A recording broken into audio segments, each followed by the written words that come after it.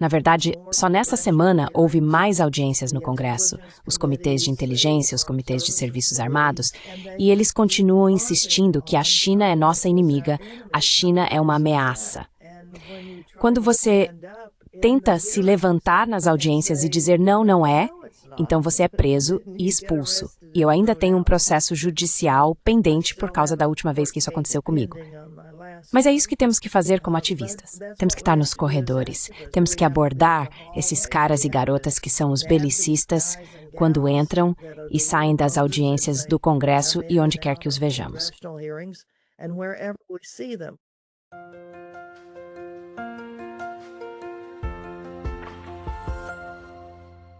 Hello everybody, this is Pascal from Neutrality Studies and... Olá a todos, aqui é o Pascal do Neutrality Studies e hoje estou conversando com Bevan Ramsden e Anne Wright.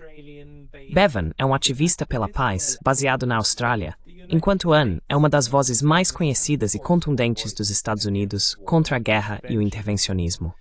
Ambos são membros da Pacific Peace Network, que recentemente lançou uma campanha de paz e solidariedade pedindo que os países do Pacífico declarem sua neutralidade para evitar uma guerra entre os Estados-Mais e a China.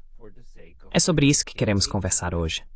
Então, Bevan, Anne, sejam bem-vindos. Obrigada. É ótimo ter vocês dois aqui. E antes de entrarmos na questão da neutralidade, preciso te perguntar, Anne, por que você acabou de voltar dos Estados Unidos, vindo da Itália, onde trabalhou de perto com o pessoal da Freedom Flotilla, e essa campanha incrível de conscientização sobre o sofrimento do povo em Gaza, além de terem conseguido que 12 pessoas realmente navegassem até Gaza? Você pode nos contar um pouco sobre como as coisas estão no momento e como você avalia o que esse ativismo conquistou?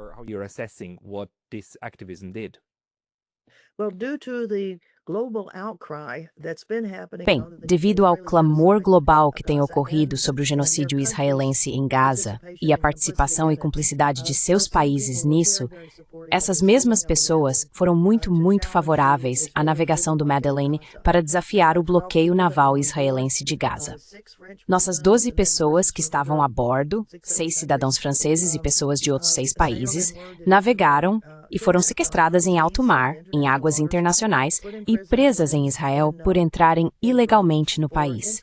Elas foram levadas contra a vontade. 4 delas já retornaram para casa e já estão falando sobre as condições na detenção. As outras 8 estarão a caminho hoje e amanhã, principalmente porque os israelenses querem tirá-las de lá rapidamente, já que estão recebendo muita publicidade negativa por causa da viagem do Madeleine. Through the sailing of the Madeleine. So we appreciate very much everyone's concern. Agradecemos muito mesmo a preocupação de todos com eles. Também precisamos nos preocupar com a caravana global por Gaza, que agora está no Cairo, onde mais de 2.000 pessoas de todo o mundo estão chegando de avião, e já estamos recebendo relatos de que centenas delas foram detidas no aeroporto. Em outros casos, a polícia foi até os hotéis dessas pessoas e as está levando de volta ao aeroporto.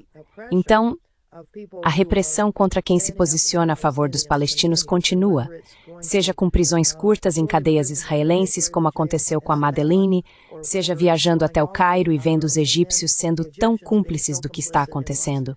O genocídio, a falta de comida entrando em Gaza, eles certamente terão uma mancha negra em sua história pelo que estão fazendo com a flotilha global ou a caravana global. Obrigado por perguntar.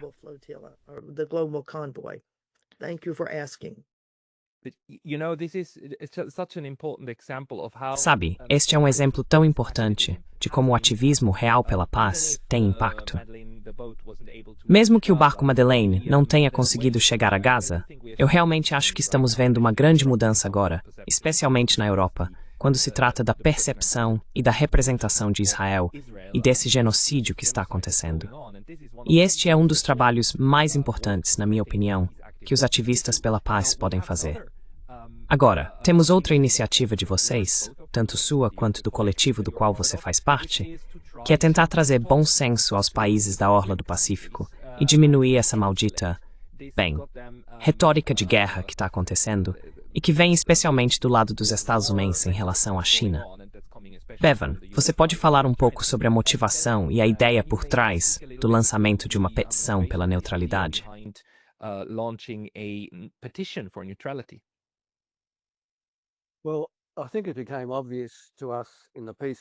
Bem, acho que ficou óbvio para nós, na Rede Pacífica pela Paz, que nossos países nesta região, especialmente os países da orla ocidental do Pacífico, estão enfrentando o mesmo problema. Estamos sendo pressionados pelos Estados Unidos a nos prepararmos para uma guerra ou para a guerra deles, aquela que eles querem ou pretendem travar, com a China. Já temos essas bases militares dos Estados Unidos na Coreia do Sul, com muitos soldados, e no Japão, Okinawa, Filipinas, Guam e Austrália. E os Estados Unidos estão ampliando as instalações nesses locais. Mas a pressão é para ainda.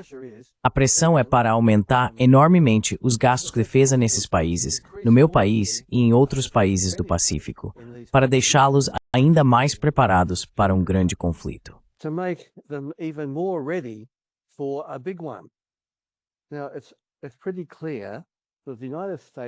Agora, está bastante claro que os Estados Unidos não podem travar uma guerra contra a China a partir da costa oeste da América.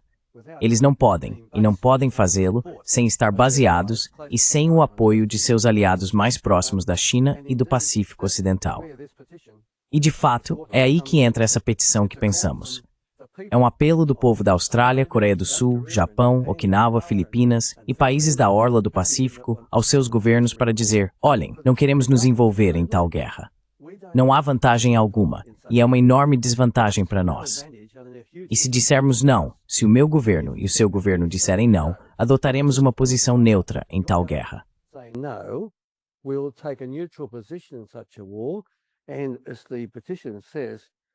E como diz a petição, recuse-se a participar de preparativos militares para uma guerra entre Estados Unidos e China. Declare que você não lutará em uma guerra entre Estados Unidos e China. Declare neutralidade caso tal guerra aconteça e não permita que seus territórios ou águas soberanas sejam usados nessa guerra, incluindo a coleta e transmissão de inteligência militar, venda de armas e hospedagem de tropas e instalações de combate. Isso isolaria a situação de forma que, se nossos governos fizessem isso, acredito que evitaríamos tal guerra. Não acredito que os Estados Unidos conseguiriam travar uma guerra dessas a partir da costa oeste do país.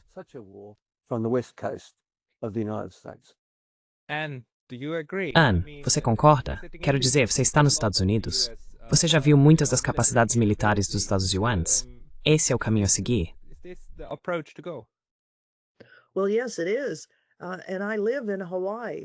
Bem, sim, é verdade.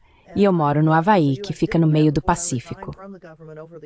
Como diplomata dos Estados Unidos, antes de renunciar ao governo por causa da guerra do Iraque, tive uma missão de 2 anos nos Estados Federados da Micronésia, uma das 3 pequenas nações insulares que os Estados Unidos compram por meio do Acordo de Livre Associação. Os Estados Unidos compram o que chamam de direitos de defesa sobre essa enorme área do Pacífico, que vai desde as Ilhas Marshall, passando pelos Estados Federados da Micronésia, até Palau. É uma parte enorme da extensão e, claro, o território de Guam faz parte desse conjunto todo. E como Bevan disse, o aumento no número de instalações nessas pequenas nações insulares, até mesmo o minúsculo país de Palau, que normalmente é conhecido apenas pelo mergulho, agora tem 2 novas pistas militares nessas pequenas ilhas do Pacífico.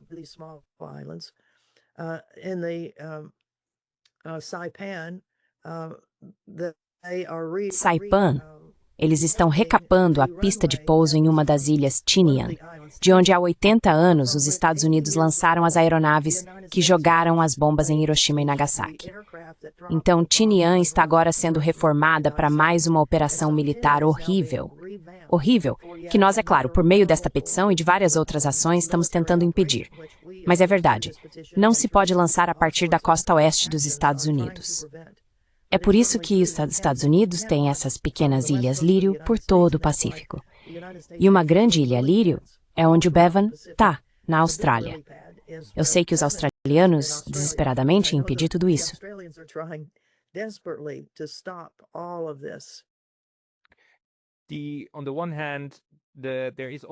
Por um lado, sempre existe o perigo de que aliados sejam forçados a entrar em uma guerra com a qual não querem ter nada a ver, certo? Ou serem usados como proxies. O perigo da guerra por procuração é dramático, mas até mesmo o perigo de serem usados como plataforma de lançamento e depois serem arrastados para a guerra é enorme. Então, a ideia de fazer com que esses lugares declarem oficialmente sua neutralidade, mesmo que nem todos participem, se um grande número realmente fizer isso, você retira o oxigênio da capacidade de fazer guerra, que é um dos motivos pelos quais os Estados Unidos são tão veementemente contra a ideia de seus aliados adotarem qualquer tipo de neutralidade. Bevan, qual é a ideia por trás de fazer isso como uma iniciativa cidadã? Vocês não tentam apelar para os Estados Unidos, certo? Vocês tentam apelar para os governos individuais da orla do Pacífico.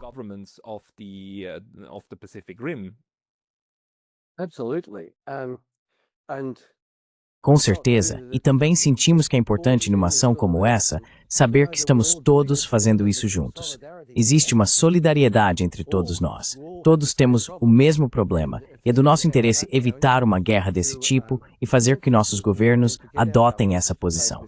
Agora, falando de uma perspectiva australiana, estamos muito preocupados com a militarização do nosso continente e com o fato de estarmos sendo cada vez mais usados como plataforma de lançamento e base de apoio para operações dos Estados Unidos. Na verdade, a organização com a qual estou particularmente envolvido na Austrália, a Independent Peaceful Australia Network, está iniciando uma campanha pedindo o cancelamento do AUKUS e a rescisão do Acordo de Postura de Forças.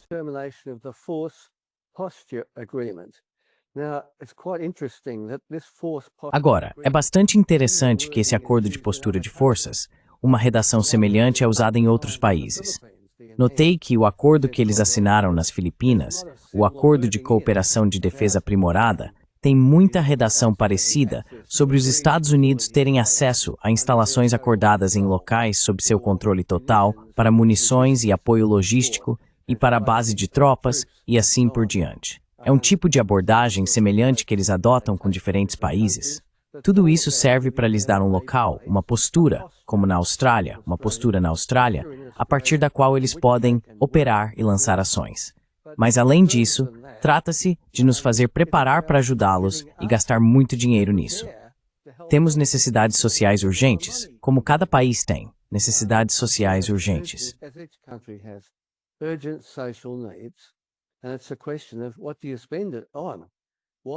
E a questão é, em que vamos gastar esse dinheiro? Por que estamos gastando e por que estão nos pressionando a gastar? Praticamente, a Austrália está quase dobrando seus gastos. Acho que o Peter, ele é o ministro da Defesa dos Estados, esqueci como se pronuncia o nome dele, ele estava falando sobre 5%. Pete Hegseth, ele está falando sobre impor 5% aos aliados dos Estados Unidos. Quero dizer, o Japão gasta acho que cerca de 1%. 5% seria um aumento incrível. A Austrália está gastando 2%. E se quiserem que a gente vá para 5%, ou mesmo 3%, como dissemos ao ministro da Defesa Marlis, isso é um desvio enorme de dinheiro que precisamos para outros fins. Existem necessidades urgentes de moradia na Austrália e questões de saúde. Isso simplesmente desvia dinheiro dessas necessidades sociais importantes.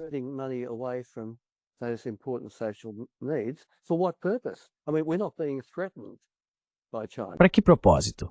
Quero dizer, não estamos sendo ameaçados pela China. A China não está nos ameaçando de forma alguma. Na verdade, eles são um importante parceiro comercial da Austrália. O comércio com a China ajudou a nos tornar bastante prósperos. Agora, a liderança australiana está bastante desconectada do povo australiano. Preciso mencionar isso se puder continuar falando, Pascal. 2 anos atrás, foram realizadas 2 pesquisas nacionais de opinião na Austrália, uma pela Essential Research e outra pelo Lowy Institute. Ambas tinham uma pergunta semelhante, e ambas constataram que a maioria dos australianos queria ficar de fora de uma guerra entre Dallas Yuans e China e adotar a neutralidade.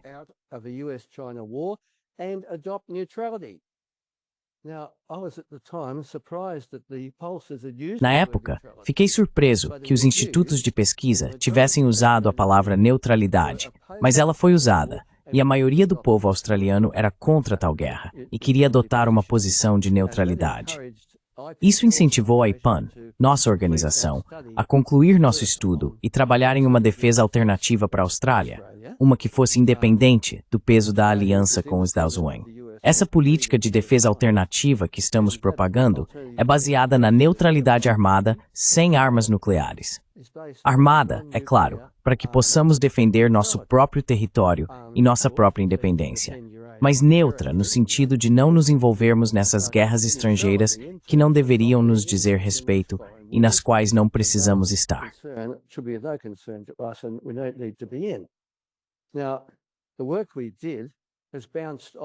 Agora, o trabalho que fizemos repercutiu no terceiro maior partido da Austrália, os Verdes, e eles apresentaram na última eleição uma política de defesa alternativa que admitiram para nós ter sido incentivada pelo trabalho da IPAN na Austrália.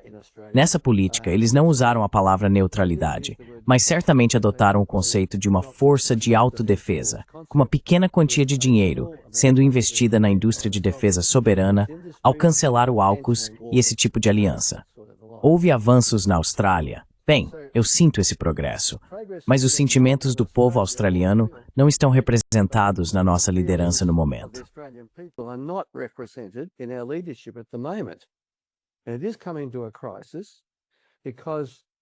E isso está chegando a uma crise porque os Estados Unidos vão reavaliar o acordo AUKUS. Eu não acho que eles queiram vender submarinos nucleares para a Austrália. Acho que eles querem mantê-los sob seu próprio controle. Isso vai criar uma crise na nossa liderança. O que eles vão fazer a seguir? E existe a possibilidade de, no âmbito parlamentar, haver pressão para reavaliar nossa relação militar com os Estados Unidos e a necessidade de adotarmos uma posição de política externa mais independente, uma que possa ajudar a buscar e promover a paz em nossa região e nos manter fora de guerras.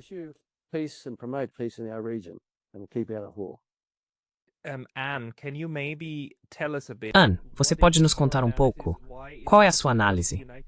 Por que os Estados Unidos parecem tão determinados a entrar em guerra com a China? E você pode falar um pouco também sobre o medo que está sendo criado em relação à China ser agressiva, a China ser assertiva?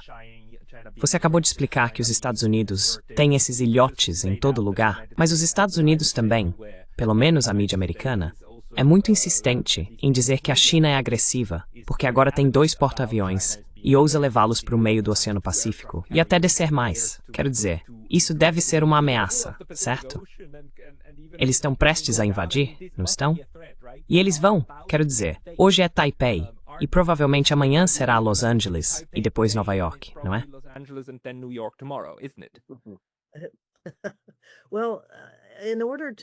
Bem, para ter orçamentos militares tão grandes, você precisa de um inimigo. Então, sempre que há paz, esses caras que lucram com a guerra estão sempre inventando cenários em que temos ameaças por toda parte. Agora mesmo, os Estados Unidos fizeram o que chamam de evacuação de não combatentes do Oriente Médio, de 3 embaixadas no Oriente Médio, por causa de... E eles nem especificam qual é a ameaça. Mas sabemos que o Trump tem comentado sobre não conseguir um acordo com os iranianos sobre o nuclear, seja lá como as armas nucleares, e como você faz conseguir graus mais altos de urânio, coisas assim que são usados em urânio ou em usinas nucleares.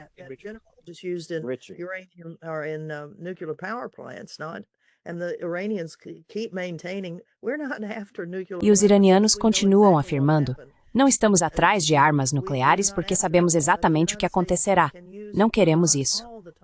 Mas os Estados Unidos podem usar o Irã o tempo todo, porque eles continuam enriquecendo até certo ponto. É a mesma coisa com a China, no sentido de que agora os chineses têm mais navios em sua marinha do que os Estados Unidos têm na sua, porque os Estados Unidos não têm construído novos navios recentemente. E essa ideia de que 2 pequenos porta-aviões da China, quando os Estados Unidos têm 13 deles, além de uma armada espalhada pelo mundo todo, e o fato de que a história da China é que, ao invés de uma incursão no Vietnã e pode-se argumentar a ocupação do Tibete, one could argue, the occupation of Tibet. Those aren't good things. Essas não são coisas boas, mas a China não tem sido belicista como os Estados Unidos têm sido. Mas, para as corporações que lucram com a guerra e que fazem doações para campanhas políticas de todos os candidatos, mas especialmente para o velho Trump, eles deram muito. Então, a China, precisamos de um inimigo, e a China é um bom inimigo. Exceto que todo mundo sabe que se realmente deixarmos os chineses irritados conosco, quero dizer, ficaremos desamparados em um mês. Não teremos roupas, não teremos nada. Quero dizer, se você olhar para a manufatura mundial, o mundo concentrou suas capacidades de produção na China, o que ajudou a China a se desenvolver e tirar centenas de milhões de pessoas da pobreza para vidas economicamente muito mais viáveis. Economically viable lives, but now it's being turned that Mas agora estão transformando isso para que os chineses sejam vistos como a ameaça. E eles são uma ameaça econômica, de certa forma, mas de maneira nenhuma são uma ameaça militar. E é por isso que temos muitas organizações aqui nos Estados Unidos, uma em particular, Code Pink, Women for Peace, e outras chamadas A China Não é Nossa Inimiga.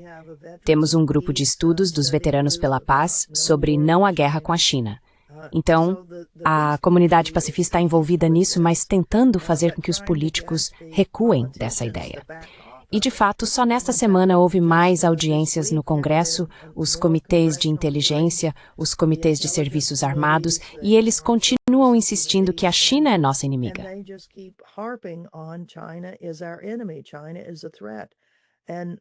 A China é uma ameaça. E quando você tenta se manifestar nas audiências e diz, sabe, que não é, então você é preso e expulso, e eu ainda tenho um processo judicial pendente por causa da última vez. Mas é isso que precisamos fazer como ativistas. Precisamos estar nos corredores. Precisamos abordar esses caras e moças que são os belicistas quando entram e saem das audiências no Congresso. E onde quer que os vejamos, seja nos think tanks, que são abundantes em Washington e onde eles vão falar, tentamos colocar ativistas pela paz nessas reuniões para se levantar e dizer, nós não acreditamos no que vocês estão dizendo sobre a China ser uma ameaça à segurança mundial.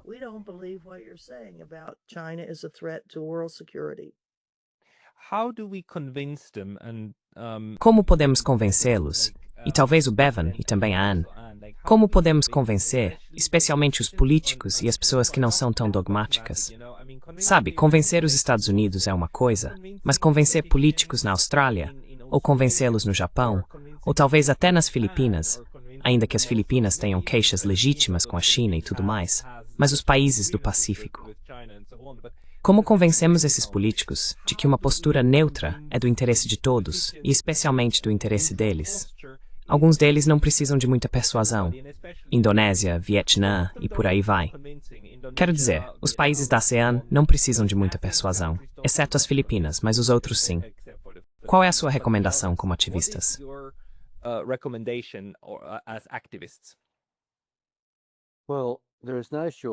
Bem, não existe atalho. A única força alternativa que vai promover a mudança é o povo, nosso povo em nosso país e o povo em cada país.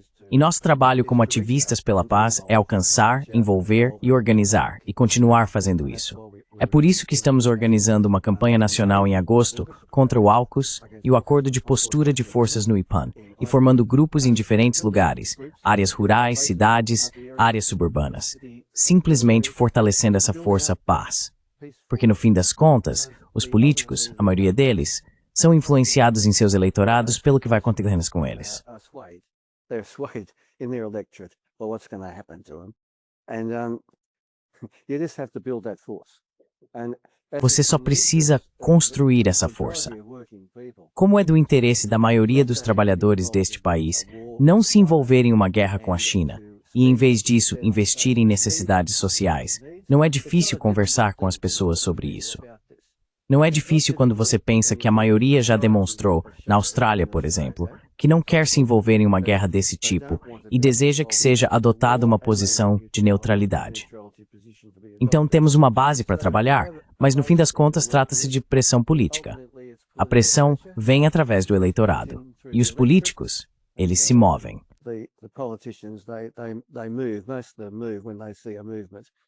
A maioria deles reage quando vê algum movimento e presta atenção. É um processo longo e difícil, mas as condições agora são mais favoráveis. Quero dizer, há um ano, a maioria dos australianos era totalmente a favor da aliança militar com os Estados vizinhantes. Em apenas 5 meses desde que Trump assumiu, isso mudou drasticamente. A Australian Broadcasting Corporation fez uma pesquisa recentemente. 2/3 dos australianos dizem que os Estados Unidos não podem ser confiáveis como aliados de segurança e querem desenvolver uma capacidade de defesa mais independente. Isso representa uma grande mudança na aliança com os ASIMEMs. Portanto, é hora de trabalhar e trabalhar duro.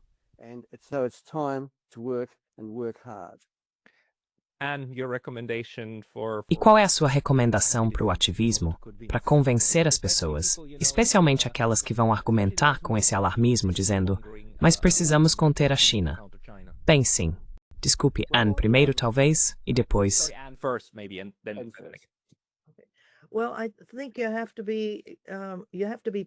Bem, eu acho que você precisa ser paciente e precisa ser ativo, mas paciente quando está conversando com pessoas que não concordam com você de jeito nenhum e você está tentando convencê-las do seu ponto de vista.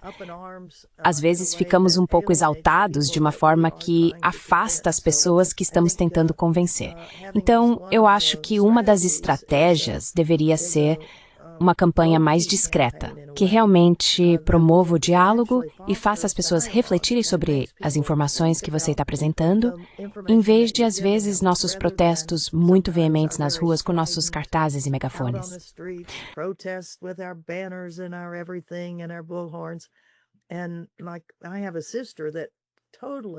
E eu tenho uma irmã que discorda totalmente de praticamente tudo que eu defendo. Mas, de vez em quando, se conseguimos um momento tranquilo para conversar, desligar a Fox News e simplesmente conversar, dá para avançar um pouco nisso. Então essa é outra estratégia. Temos boas estratégias nas ruas e com confrontos, mas acho que também precisamos lembrar que existem outras formas de convencer as pessoas, especialmente aquelas que quase nunca concordam com você.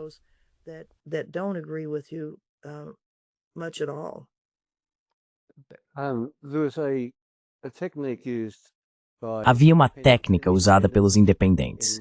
O número de independentes no parlamento aumentou agora devido à desilusão com os 2 principais partidos. Vários independentes organizaram grupos de discussão em torno da mesa de cozinha em seus eleitorados.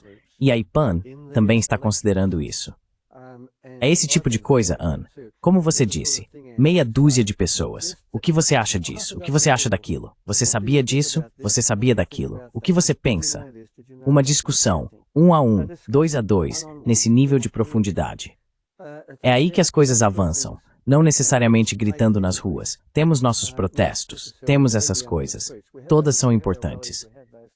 Mas o trabalho pé no chão não é tão empolgante, embora eu ache bastante estimulante conversar com pessoas em pequenos grupos sobre as questões do nosso tempo e o que elas pensam sobre isso. E é esse tipo de diálogo que é necessário.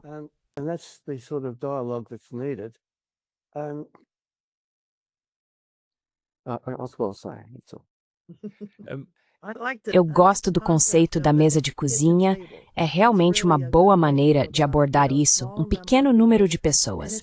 E se você somar, sabe, se você conseguir que 10 ativistas digam, ok, eu vou fazer 2 mesas redondas na cozinha e cada uma delas tiver 6 pessoas, então você tem 60 mais 60, são 120 pessoas com quem você realmente teve a oportunidade de ouvir quais são as preocupações delas. E eu acho que esse é outro ponto. Muita gente sente que suas preocupações não são ouvidas. Às vezes é isso que minha irmã me diz. Você me diz o que eu deveria estar pensando e nem sequer escuta porque eu estou preocupada com as coisas.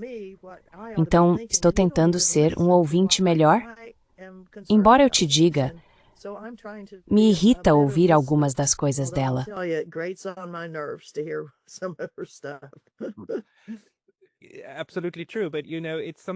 Absolutamente verdade. Mas você sabe, isso é algo que muitos de nós enfrentamos. E também é algo que recebo muito nos comentários, e às vezes por e-mail. O que podemos fazer? Quero dizer, todos sentimos que a guerra ao nosso redor e a violência em massa estão saindo do controle. Quero dizer, a Ucrânia já é uma catástrofe pura. Gaza é uma catástrofe ainda maior, quero dizer, em uma escala realmente apocalíptica. E todos sabemos que isso pode piorar. Sentimos isso neste momento. Recebo e-mails agora também de Taiwan dizendo: sentimos que estamos sendo preparados para ser a próxima Ucrânia. E as pessoas adorariam fazer algo contra isso, mas se sentem impotentes por causa das plataformas e tudo mais. Então talvez, de novo, Anne primeiro e depois Bevan. Para as pessoas que se sentem assim, qual é a sua recomendação para quem tem uma vida, precisa trabalhar, tem filhos, cachorros para passear e tudo mais? O que pode ser feito para impulsionar uma boa ideia como essa neutralidade dos países do Círculo do Pacífico?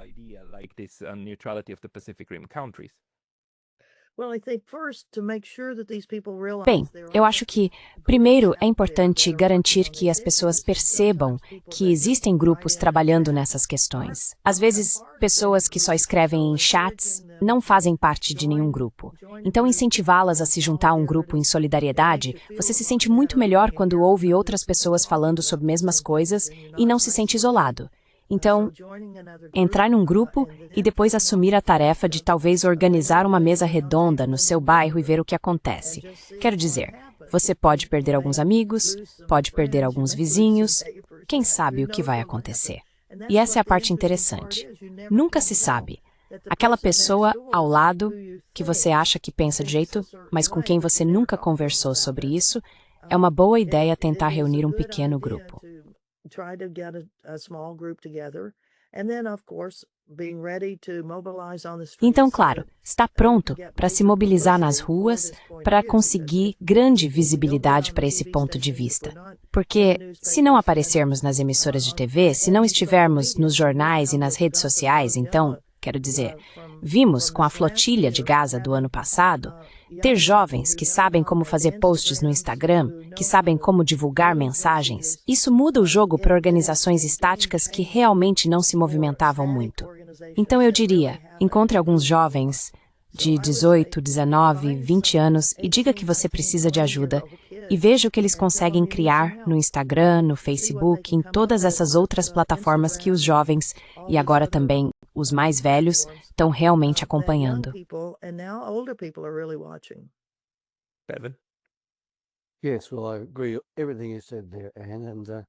Sim, bem, concordo com tudo que você disse, Anne. E o lado das redes sociais é realmente muito importante. No IPAN, nós incorporamos isso na nossa organização. Há 3 ou 4 plataformas de mídia e há uma pessoa que trabalha nisso o tempo todo. Mas, de fato, não há alternativa a ir para a comunidade e levantar essas questões de uma forma que ajude as pessoas a enxergar como isso as afeta. Quero dizer, na Austrália, estamos enfrentando uma grande crise habitacional, e todo mundo sabe disso. Por que estamos gastando 368 bilhões de dólares em meia dúzia de submarinos nucleares, ou seja lá o que for? Para qual propósito? Isso realmente ressoa na comunidade, junto com saúde e outras necessidades sociais. Então acho que, se estamos falando sobre e abordando as necessidades da comunidade e o que deveria ser prioridade, isso é importante.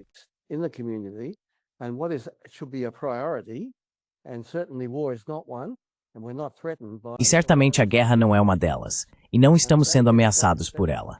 Então, por que estamos gastando tanto com isso? E aí vem a resposta. O que vamos fazer a respeito? Ok, precisamos nos unir, precisamos conversar, precisamos levar nossas demandas aos políticos, precisamos fazer nossas vozes serem ouvidas, e há tantas maneiras diferentes de fazer isso. Houve um pouco de desespero. Marchamos pelos palestinos todo domingo durante um ano, pelo menos, agora é a cada 15 dias. 10 mil pessoas, às vezes 5 mil, às vezes 20 mil em Sydney, marchando pela cidade. Pacífico, certo? Então eu disse a alguns dos organizadores, se tivéssemos quebrado vitrines, teríamos conseguido publicidade. Mas não conseguimos. Somos pacíficos. O que dizemos é humanitário.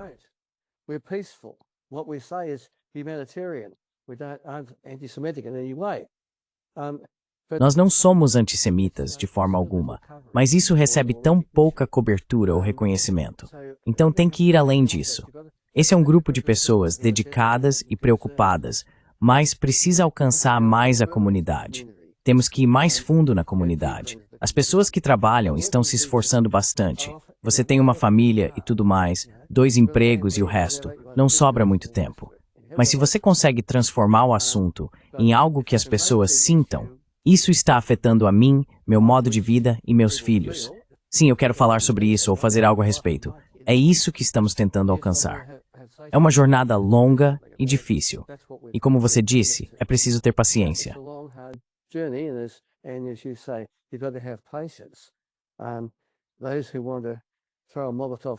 Aqueles que querem jogar um coquetel Molotov ou fazer algo radical, isso não é a resposta. É um trabalho muito difícil e paciente. Nas últimas décadas, vi movimentos na Austrália e me anima muito nesse momento que Trump tenha feito as pessoas repensarem, e há um repensar acontecendo. Isso vai atingir nossa liderança mais cedo ou mais tarde. Vai atingi-los. Já está começando a atingi-los eleitoralmente porque o voto primário deles está caindo a cada ano, os 2 principais partidos. O voto primário deles está caindo. E eles entram com as segundas preferências de outros partidos. Mas isso deveria ser motivo de preocupação para eles. E isso vai se tornar cada vez mais preocupante à medida que enfrentam esse desânimo com o rumo que estão tomando no momento.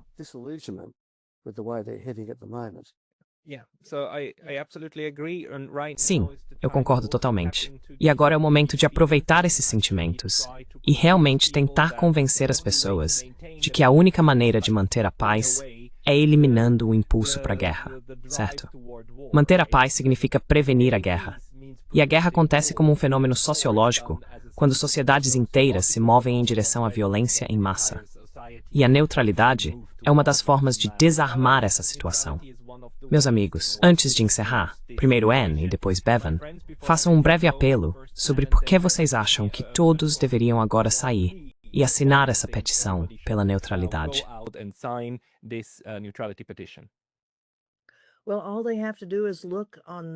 Bem, tudo que eles precisam fazer é olhar na internet e na TV e ver as imagens do que a guerra faz com os países, o que a guerra faz com o país que está sendo destruído e o que a guerra faz com o destruidor. Atualmente, mais de 20 veteranos militares dos Estados Unidos cometem suicídio todos os dias. E eu prevejo que o exército israelense, ele já tem casos de suicídio acontecendo. Os níveis de violência doméstica entre os destruidores são horríveis. Então, a guerra destrói não apenas a infraestrutura e o povo do país-alvo, mas também destrói o tecido moral do país que está causando a destruição, não é isso?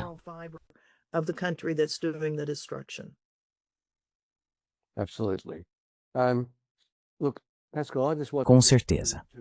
Olha, Pascal, só queria mencionar que estamos lançando essa petição pela neutralidade no dia 21 de junho, e não sei se você pode divulgar os detalhes do site neste programa para os telespectadores, para que eles possam participar, se quiserem.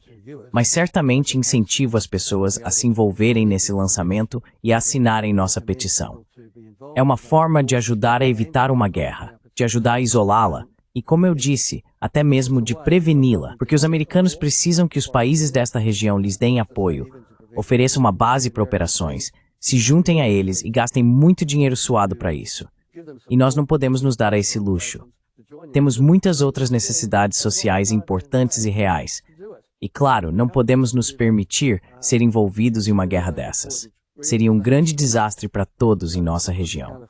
Então, sim, por favor, participem do lançamento da nossa petição. Envolvam-se. E se o Pascal puder passar esses detalhes para nossos telespectadores, seria de grande ajuda. Obrigado, Pascal.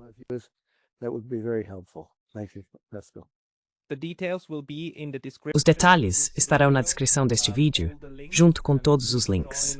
E, por favor, participe do lançamento se puder. Assine a petição.